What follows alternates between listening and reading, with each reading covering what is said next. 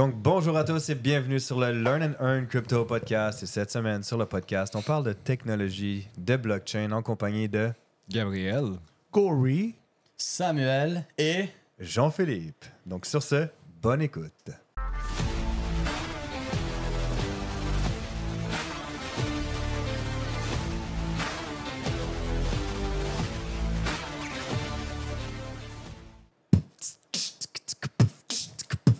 Comme vous savez déjà, nous ne sommes pas des conseillers financiers. Tout ce que vous allez voir aujourd'hui ne peut pas être vu comme un conseil financier. Vous devez faire vos propres recherches, analyses et décisions.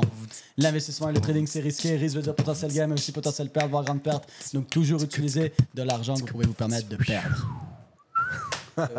Et on est à un studio absolument incroyable. Vous devez venir voir. Lâchez Spotify, là, venez voir sur YouTube. C'est trop beau. Ouais. Shout out à Yann. OK. Donc, aujourd'hui, on a un sujet qu'on a touché dans les premiers épisodes, il y a 3 ans et demi. Il y a comme 160, 170 épisodes de ça. Plus de 170. Donc, on s'est dit, il y a quelques épisodes qu'on allait refaire. Pourquoi? Parce que la crypto, la blockchain, c'est un monde qui évolue énormément. On va se dire la vérité, en 2-3 ans, il y a eu énormément d'évolution, ce qui est une bonne chose. Sinon, ça serait problématique. Et aujourd'hui, on voulait retoucher un sujet qui est justement la blockchain. C'est quoi la blockchain? Comment ça fonctionne? Les adoptions et différents points qui tournent autour de la blockchain. Mais avant cela, on a un invité spécial avec nous qui fait sa première apparition. Quelqu'un qui est coach dans l'académie, qui amène énormément de valeur dans l'académie aux étudiants. Je vais le laisser se présenter. Mr. Gabriel, tu prends un petit moment pour te présenter. yes, absolument. Mais en fait, un gros merci là, pour m'avoir invité à participer, dans le fond, à ce podcast avec vous. Donc, moi, c'est Gabriel. Et puis, je suis toujours récemment coach dans l'académie de Learn and Earn depuis environ, 8 mois déjà, je crois. Et puis, c'est ça, ça fait des années là, que je suivais Samuel, l'équipe du Learn and Earn, en fait, au complet, depuis ces derniers moments. Des années, c'est pas assez, là. Day OK. one. Day one. Depuis C'est un des 7 ans, seuls là. qui est là depuis le début. Comme, il y a une différence. Ça fait des années que je suis et ça fait 7 ans que je suis avec eux. Ouais, c'est un gros 7 ans. Et puis maintenant, en fait, avec tout ce travail-là, la vitesse à laquelle l'Académie a grossi, j'ai eu la chance, en fait, je suis extrêmement reconnaissant là, de pouvoir amener de la valeur maintenant, de pouvoir partager mon expérience aussi avec d'autres étudiants, d'autres personnes qui veulent pouvoir se développer autant financièrement que sur le plan plus développement personnel là, dans leur cheminement. Donc, je suis vraiment, encore une fois, super content d'être ici avec vous tous. nice. Let's go. So, c'est parti. On parle de blockchain. Qui veut commencer? Je laisser notre cher Gabriel Non. commencer. Ouais, c'est exactement ce que je Vas-y, Gabriel. Ben, moi, premièrement, en fait, là, si on voudrait, comme début ce podcast-là, je sais qu'on voulait faire un retour avec, en fait, sur l'évolution, mais est-ce qu'on peut réitérer un peu qu'est-ce que c'est, la Ouais. blockchain? Si tu veux déjà commencer par ça en 2 minutes, c'est quoi la blockchain? Ça veut dire quoi? Qu'est-ce que ça a de spécial? Ça mange quoi en hiver, comme on dit au Québec? Ben, j'avais adoré, en fait, un exemple que tu avais amené par rapport à la blockchain pour, je pense, avec l'exemple du train. Je sais pas si tu veux, comme brièvement l'expliquer dans tes mots, parce que je sais que je pourrais pas le faire aussi Moi, je suis bien sûr que que tu toi. peux. là. Dis-le dans tes mots, vas-y. Et dans le meilleur des cas, je vais rajouter ma sauce après. Tu vas racheter ta sauce après, comme tu l'as su bien faire. Excellent. Donc, blockchain, en fait, depuis tout le début, quand on parle de blockchain, en fait, on parle d'un écosystème, en fait, qui est vraiment public, qui va être vu et qui va continuer, dans le fond, à être marqué dans le passé, que tout le monde va pouvoir vérifier peu importe où dans le monde, pour s'assurer vraiment que ce qui est fait, ben, c'est véridique et qu'on ne se fie pas nécessairement juste sur un système de confiance en tant que tel. Pour le plan plus, technique, c'est là où je vais avoir ta sauce, en fait, pour pouvoir venir Yes. Exact. peaufiner Ben, ça. tu l'as déjà super bien expliqué et si on veut vraiment s'en rappeler, le simplifier au maximum, il faut se dire que à la base, la blockchain, c'est juste quelque chose qui nous permet d'évoluer notre Internet. C'est l'évolution de notre Internet. Le web de base, c'était un web militaire. Le but, c'était de stocker et garder de l'information. Après, on est arrivé avec un Web 2 qu'on utilise depuis le début des années 2000. Un Web 2, Instagram, Facebook et tout ça, qui est un Internet d'échange. Hein, on peut échanger des messages, on peut échanger des vidéos, YouTube, on peut faire des vidéo calls, on peut s'appeler. On peut s'appeler alors que tu es en France et moi, je suis au Québec et on peut faire un appel sur Skype avant et maintenant peut-être sur WhatsApp ou différentes choses comme ça. C'est un Internet d'échange. Le Web 3 qui est en train de se bâtir en grosse partie justement grâce à la blockchain, c'est un Internet de valeur. Qu'est-ce que ça veut dire un Internet de valeur? Premièrement, quand on parle de blockchain, il faut réaliser que la blockchain, c'est la possibilité entre les ordinateurs de communiquer entre eux. Qu'est-ce que ça veut dire? Exemple, si on regarde le Web 2, tout devait passer par un serveur. Donc, j'ai ma page d'accueil Facebook, je cherche exemple, Gabriel Raymond. Je cherche sur ma première page, le front page va demander au serveur « Hey, j'ai besoin de tous les Gabriel Raymond ». Le serveur va ensuite demander à la base de données « Hey, donne-moi tous les Gabriel Raymond ». La base de données va renvoyer l'information au serveur et le serveur va renvoyer l'information que tu vois sur ton front page. Bien sûr, là, quand je l'explique comme ça a l'air long, ce qui n'est pas long. Si tu as un bon Internet, ça prend moins d'une seconde. C'est pas long pour où on était avant. Mais quand on parle d'intelligence artificielle, de réalité augmentée, de métaverse et vers où on va, c'est vraiment long. Il ne faut pas oublier que mon grand-père, il ouvrait son ordinateur dans le début des années 2000. Ça prenait 5 minutes pour que la page apparaisse et il trouvait ça rapide. Maintenant, si en 30 secondes, ça apparaît pas, tu es là, tic, tic, tac, tac, tac, pourquoi ça apparaît? Tu redémarres ton routeur, tu refermes ton ordi, tu le redémarres parce qu'en 30 secondes, ça n'a pas apparu. Donc, c'est toujours une question de perception. Donc, premièrement, c'est un Internet qui va être beaucoup plus rapide et beaucoup plus sécuritaire. Pourquoi? Parce que tu retires le serveur. En fait, maintenant, au lieu que tous les ordinateurs, la base de données, le front page, etc., doivent passer par le serveur, tu enlèves ce serveur-là. Un peu comme un middleman dans une transaction où, moi, exemple, j'achète une maison, puis il y a JP, puis on va avoir un notaire, puis un courtier. Et d'ailleurs, pas sur cet épisode-là, parce que je ne vais jamais finir de parler sinon. Mais grâce à la blockchain et au contrat intelligent, c'est quelque chose qui va justement se faire enlever ces middlemen-là, comme le notaire et le courtier, etc. Donc, comme je dis, je ne vais pas rentrer là-dedans, sinon on ne va jamais finir. Mais en fait, la blockchain, c'est exactement ça. C'est les ordinateurs, maintenant, la base de données qui est capable de parler au front page directement, sans serveur. Ils n'ont pas besoin de passer à travers un serveur. Ils sont capables de se parler, de se communiquer dans le même langage. Comme si moi, maintenant, je te donne une information en français et toi, tu parles espagnol et Gori, il parle italien et JP, il parle allemand. Mais moi, je donne l'information en français et vous comprenez tous l'information et vous l'avez tous d'un seul coup. Moi, souvent, l'exemple que je fais, c'est le téléphone brisé ou le téléphone arabe, que tu passes un message et à la fin, le message est différent. Mais la blockchain, en fait, c'est un réseau ouvert où les ordinateurs sont capables de se parler directement entre eux. Il n'y a plus de serveur. C'est plus une chaîne comme ça où tu ne sais pas où est l'erreur. Dans le serveur, il peut y avoir une erreur ou ci ou ça. Là, au lieu d'être justement une chaîne comme un téléphone arabe ou un téléphone brisé, là, c'est ouvert. C'est comme si je vous dis, ce matin, je suis allé avec Matt manger au Petinos. Tout le monde a l'information. Si maintenant, Gab, il essaye de dire, Sam, il a dit que ce matin, il est allé manger à un steakhouse. Vous deux, JP, Gori, vous allez dire, non, c'est pas vrai, c'est pas la vraie information. Et vous allez être capable de sortir de la blockchain de Gab parce qu'il a de la fausse information. Donc, la blockchain, c'est quoi? C'est des ordinateurs interconnectés qui sont capables de se parler de façon ouverte avec l'information sans serveur, rendant tout plus rapide, plus intelligent, plus sécuritaire. C'est juste l'évolution de notre Internet. Et voilà, c'est ça la blockchain. Vous devez vous dire c'est le Web 2, mais où on retire les serveurs et où les ordinateurs sont capables de se parler entre eux pour ouvertement avoir l'information de façon plus sécuritaire, plus rapide. C'est juste l'évolution de l'Internet. Je ne sais pas si ça explique. Ouais, 100%. Moi, je pense que c'est vraiment justement ce point-là. Excuse-moi, parenthèse. Pour revenir sur ce que tu disais justement par rapport au fait que ça reste dans la blockchain, l'information. Quand on parle de blockchain, moi, je compare toujours la blockchain à une pierre viking moderne. Si vous étudiez l'histoire, dans l'histoire, les pierres vikings, c'était des grosses roches où les vikings, ils écrivaient un morceau d'histoire. Ils taillaient un morceau d'histoire, ils faisaient des dessins dessus. Ce qui est intéressant d'une pierre viking, c'est que c'est une grosse roche super dure. Tu ne peux pas venir effacer quelque chose sur la pierre viking. Une fois que tu as gravé, ça reste là. Et donc, les pierres vikings, c'était la blockchain il y a des centaines et des centaines d'années parce qu'ils venaient inscrire de l'information sur la pierre.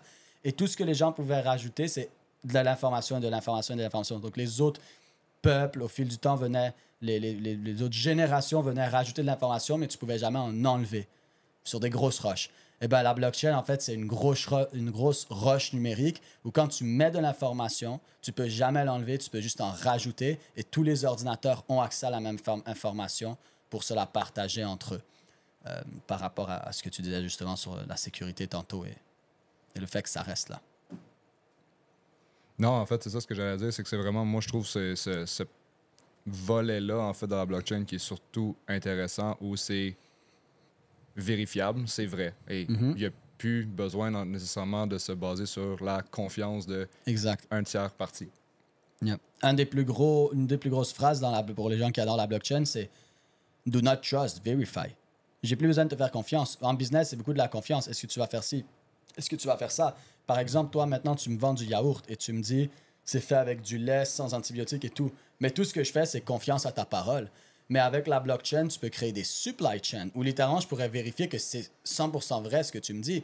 Et donc, oui, la confiance, c'est bien, mais c'est encore mieux quand tout est vraiment réel et peut être vérifié. Justement, là, Kennedy Jr., là, qui essaye de se faire élire et qui a dit qu'il voulait mettre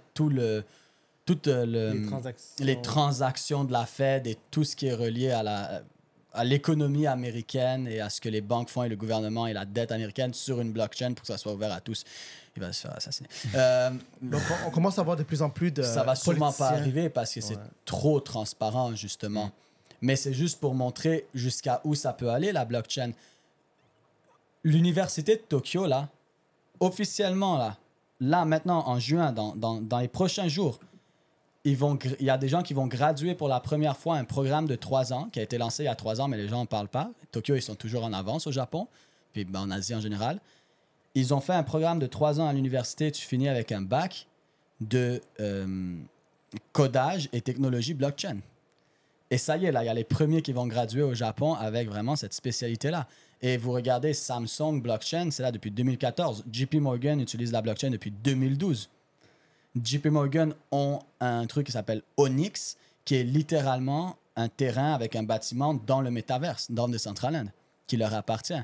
Ces grosses institutions sont là depuis longtemps en train de rentrer dans la technologie blockchain et même dans la crypto. Après, il ne faut pas mélanger les deux. Blockchain ne veut pas dire crypto. Normalement, les projets crypto vont utiliser la technologie de la blockchain, mais blockchain ne veut pas dire crypto. Blockchain ne veut pas dire ouvert non plus.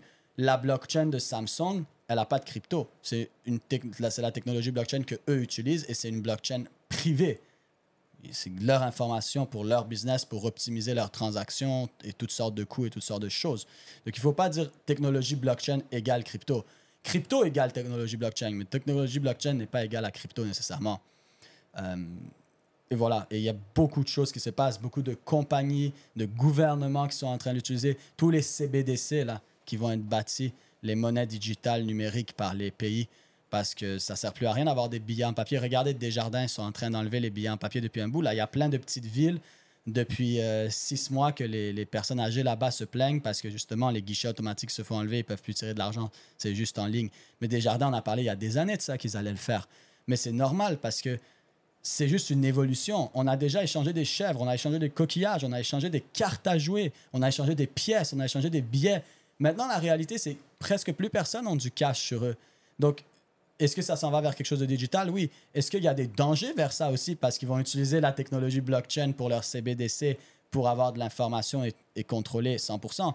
Après, est-ce qu'elle va être ouverte ou fermée, leur blockchain? Ça, c'est une autre histoire. Mais il y a énormément de la blockchain est utilisée de plus en plus. Les gens ne réalisent même pas. Les billets là, des Jeux olympiques de Paris sont en train de se faire vendre. Derrière il y a la technologie blockchain. Ils voulaient même les faire en NFT. Là, je ne suis pas sûr que finalement, ils l'ont fait.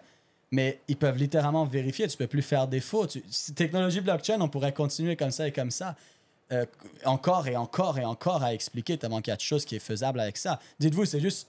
Imaginez le Web 2 et le Web 1, l'Internet depuis la nuit des temps. Ça, c'est son évolution pour aller encore plus loin. Et puis ensuite, c'est ce qui amène aussi des projets crypto et des projets NFT extrêmement intéressants parce qu'ils ne sont pas juste basés sur rien. Il y a des projets crypto qui ont créé leur propre blockchain qui amènent des choses absolument incroyables. Comme il y en a que c'est absolument horrible. Il y en a que c'est de la merde et il y en a que c'est incroyable. C'est comme n'importe quelle industrie en développement.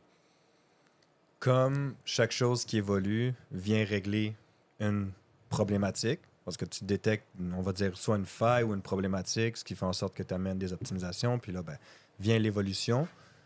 Ce serait quoi les failles ou, disons, les problèmes futurs que tu crois que ça pourrait amener? Parce que là, on parle de beaucoup de belles choses, qu'il la blockchain peut amener, l'aspect futuriste, puis on est comme, wow, OK. Puis un des points qui est super intéressant que tu as amené, c'est que blockchain n'égale pas crypto, parce que les gens, ils pensent automatiquement que blockchain égale crypto. Fait que ça, c'est déjà un bon point, mais ce serait quoi, disons, les points, je vais pas dire négatifs, mais disons les problèmes que ça pourrait amener éventuellement? Bien, premièrement, c'est sûr que la plupart des blockchains ne sont pas interconnectés. Par exemple, si on va un peu plus sur le côté crypto, la blockchain d'Ethereum et la blockchain de Solana, c'est deux blockchains différentes. Donc, tu es obligé de bâtir des choses comme, par exemple, Chainlink, qui sont des oracles qui permettent aux données du monde réel de rentrer dans la blockchain ou de la blockchain d'aller vers le monde réel ou même entre blockchains. Qu'est-ce qui se passe avec tout ça? C'est énormément de données qui se promènent. Et on sait que lors des années 2020, 2021, maintenant, c'est plus l'or, c'est plus le pétrole, c'est les data. Le vrai or maintenant, c'est les données. Tout ce qui va bâtir dans Big Data, justement la blockchain, le Big Data, le data storage. Mais si ça, c'est l'or du 21e siècle, je pense aussi que c'est la guerre. Les prochaines guerres, ça va être une guerre de, tout d'un coup, le pays a plus d'électricité. Ça va être de moins en moins, ça va être des cyberattaques. Et donc, c'est sûr qu'avec cette technologie qui augmente, il y a des gens qui deviennent meilleurs en meilleurs et qui vont pouvoir utiliser cette technologie pour faire des choses beaucoup moins intéressantes. Donc, je pense que un des plus grands défis, ça va être garder ces données privées, l'information, à quel point tout va être contrôlé, à quel point tu vas te faire suivre, à quel point les hacks et à quel point les gens qui sont capables de hack vont pouvoir justement voler tes données ou aller chercher certaines informations parce que plus on va vers ça, plus la blockchain a d'informations, plus des gens qui ont des mauvaises intentions peuvent aller tirer potentiellement cette information-là aussi. Donc, c'est sûr que ça va être un gros challenge. Après, il y a tout le monde qui parle de est-ce que la blockchain pourrait être hackée avec des ordinateurs quantiques. Je ne veux même pas rentrer sur ce sujet parce que c'est un autre épisode de 25 minutes si on commence à rentrer dans le quantique. Pour l'instant, ils ne sont pas capables de le faire. C'est loin d'être assez puissant, mais c'est sûr que ça peut soulever ces différents challenges-là. C'est des risques qui sont possibles. Tu sais, les CBDC, par exemple, ça vient directement... Le CBDC, c'est une monnaie digitale. Hein. Par exemple, le yuan chinois digital, basé sur leur blockchain, ça amène des défis parce qu'ils voient absolument tout ce que tout le monde fait. Tu achètes un paquet de gomme, ils le savent, mais encore plus loin que ça, ils sont capables de programmer des actions. So, par exemple, tu reçois une paye de 200 yuan digital et ils vont te dire, ben, on est dans une crise économique, tu as 30 jours pour l'utiliser ou ton argent ne vaut plus rien. Donc, ton 200 yuan digital, tu ne peux plus l'utiliser dans 30 jours pour, soi-disant, entre guillemets, pousser les gens à rentrer de l'argent dans le marché parce qu'on est, par exemple, dans une situation comme 2008-2009 et ils veulent pousser les gens à prendre action. Sauf que ce n'est pas juste en Chine. Il y a quelques mois de cela, en octobre, pas la Fed, là, le Forum international, comment ça s'appelle? WIF. Exact. World Economic Forum. Ils ont parlé de ça et presque tous les pays du monde, dont le Canada, ont signé une loi et présentement, quand les CBDC arrivent, ils ont le droit de programmer les CBDC et personne n'en parle. À la place, en octobre, tout le monde parlait de justement qu'est-ce qui était en train de se passer avec l'Ukraine, la Palestine, etc. Et c'est dégueulasse ce qui se passe parce qu'il y a des gens innocents qui meurent. Mais on dirait à chaque fois qu'il y a des gros événements comme ça, de l'autre côté, il y en a qui profitent pour faire passer des choses en douce. Donc c'est dégueulasse qu'ils ont utilisé ça pour passer en douce, mais la plupart des gens ne réalisent pas que légalement, là, officiellement, on peut faire un CBDC canadien programmable. Et c'est voté, personne a contré, comme c'est là, puis c'est écrit noir sur blanc. Tu sais, les gens qui vont dire théorie du complot. Mon bro, c'est pas une théorie du complot. C'est là, c'est écrit noir sur blanc. Comme si tu prends ton billet, ton dollar canadien, c'est écrit possession du Canada. Tu le déchires, tu peux aller en prison. C'est un acte criminel, c'est pas un complot. C'est écrit noir sur blanc. C'est juste, ça, c'est pas des complots, c'est du manque d'information de la part des gens et des citoyens. Et ça fait en sorte que des situations comme ça passent. Et ça, c'est sûr que là, la blockchain commence à être utilisée de façon un peu...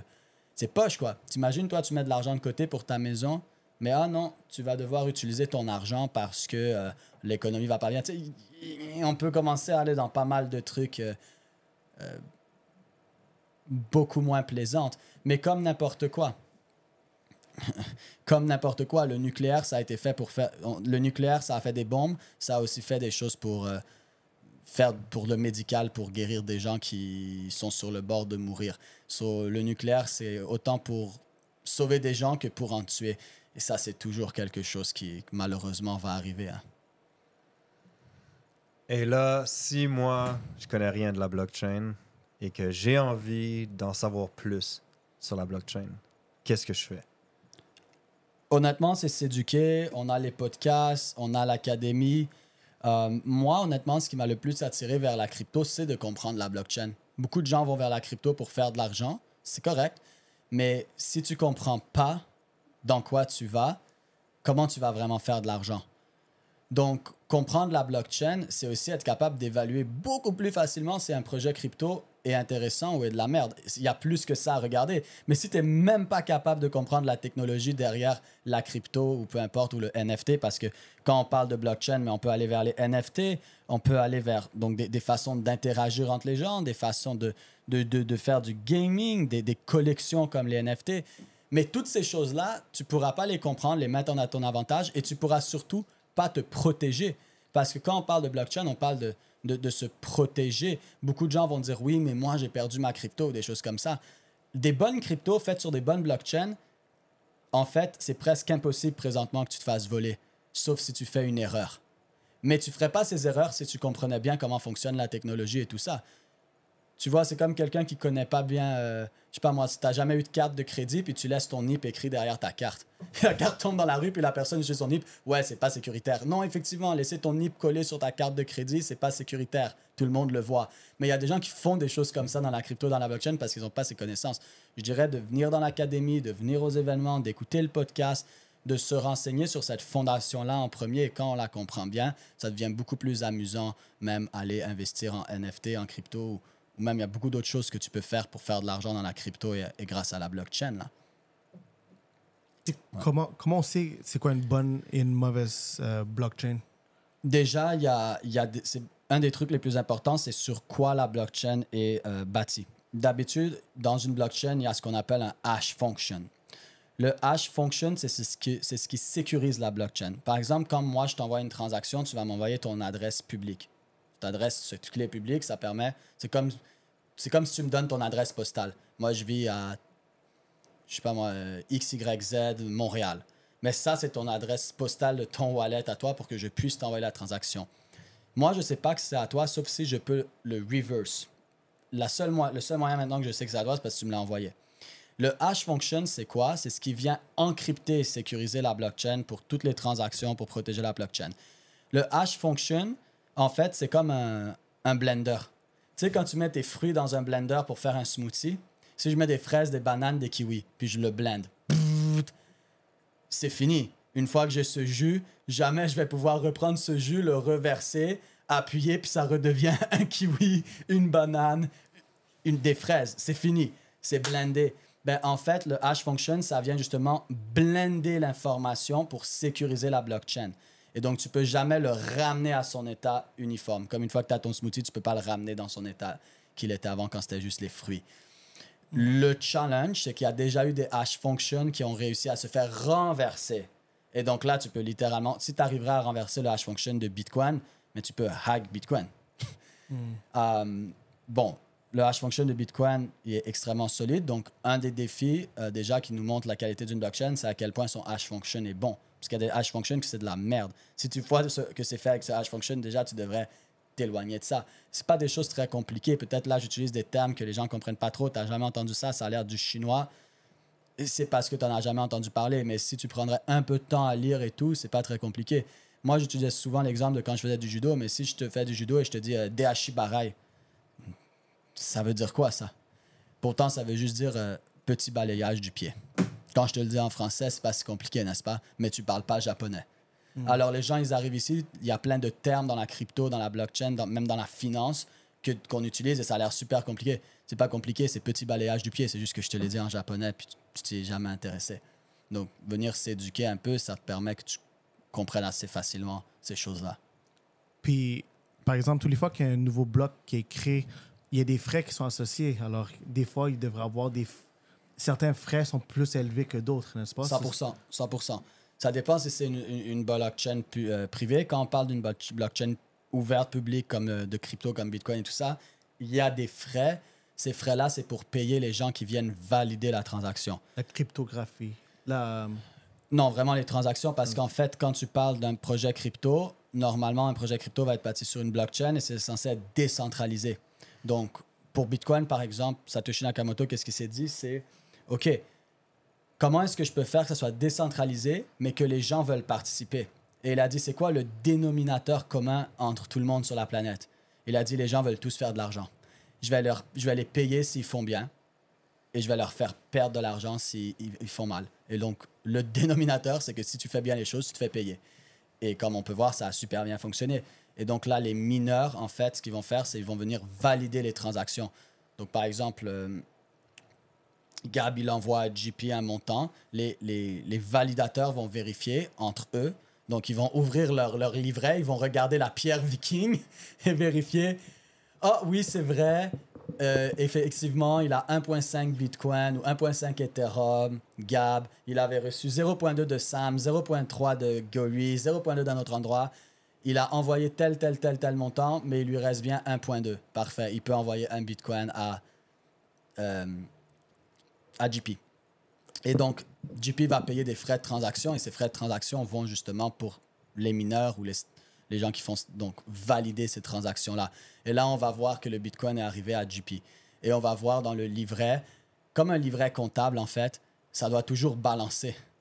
Il y a moins un Bitcoin ici qui est sorti parce qu'il y a plus un Bitcoin ici. Mais on peut voir que le Bitcoin de JP vient de, en fait, la part de Gab qui vient de la part de telle personne. Et en fait, ce qui est assez intéressant, c'est que le Bitcoin ne se fait pas vraiment transférer en tant que... Oh, je ne vais pas aller là-dedans parce que je vais perdre les gens.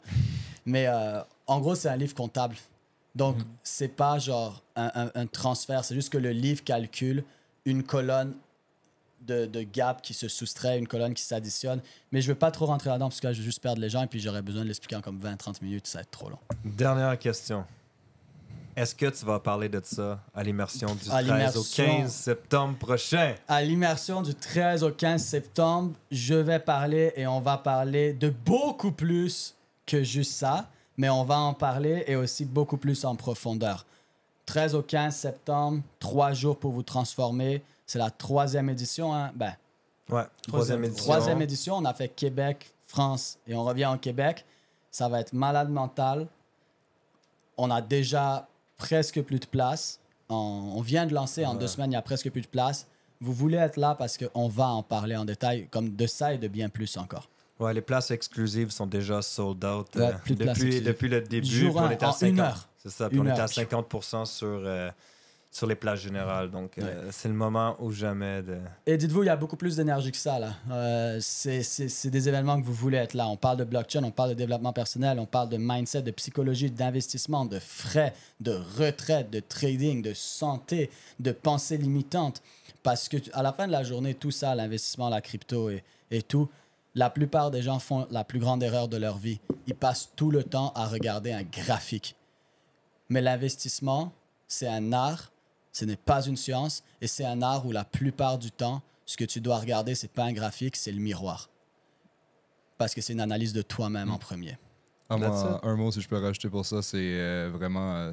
pas un mot, je veux dire une phrase, là, mais ça s'explique pas. Il faut juste être là pour le comprendre.